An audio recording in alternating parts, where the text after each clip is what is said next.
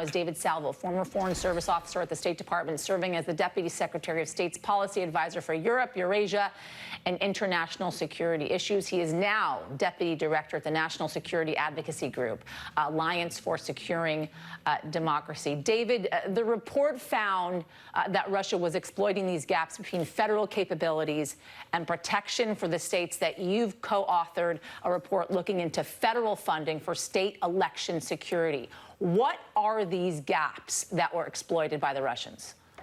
So there are a lot of outdated systems in our electoral infrastructure, from voter registration databases to the voting systems themselves, to the fact that several states are still using paperless ballots so that you can't verify paper ballot results with electronic results. These are vulnerabilities that the Russians were at least probing in all 50 states in the run-up to the 2016 election. And what's important about the Senate Intelligence Committee report is that it shows that the Russians were continuing this activity after November 2016. This is an ongoing challenge. I think that's one of the key points that this report is making. This operation didn't end with the Trump election in 2016. This is an ongoing challenge that needs to be met. So you had the committee having a few recommendations, and one of those recommendations was basically paper backups for these registration systems, to a doctrine of how to deter cyber attacks. But the New York Times is saying basically that's not feasible. There's some holes in those backups, saying that some states like New Jersey appear not to have the money to fix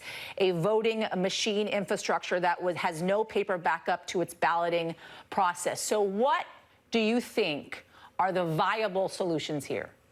Well, more federal resources will help. I mean, last year, and this is what's, again, important about this report, is that you have Democrats and Republicans agreeing on a common sense list of recommendations that includes more funding for the states to fix some of these vulnerabilities, because the states don't have the resources themselves. So last year, Congress allocated $380 million to the states for election security. 85% of those funds will be spent by the 2020 election. That's a good start. The problem is, as you pointed out, some of these vulnerabilities are going to persist beyond the 2020 election. So this isn't a one-time fix. There needs to be more federal funding available to the states. This isn't a takeover of state jurisdiction. It's just providing the states with more money to be able to shore up these vulnerabilities themselves.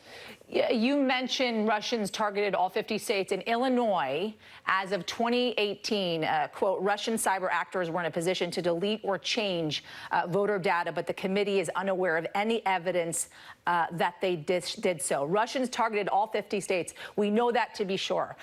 Why wouldn't Russians seize the opportunity to change voter data here? Were they not able to infiltrate?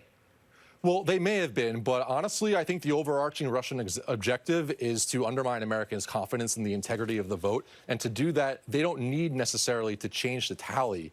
They just need to be able to demonstrate to us that they have the capabilities to do so, that they did go into the system. So they've won. So they've done it. They've won. So now what? So now we need Democrats and Republicans to actually get together and pass common sense legislation that would fix some of these electoral vulnerabilities. And we need some better messaging from the president himself to come out and really unify the country on an issue that's so far been polarizing. This is a long-term challenge, and the president could really play a crucial role if he acknowledged that his administration is taking this threat seriously. This is an issue that's going to outlast his presidency, and that Democrats and Republicans need to come together to fix. Which has not happened, despite the fact that legislation has been put forward, and we're going to be talking about that legislation. So thank you for helping me make that transition. David Salvo, thank you so much.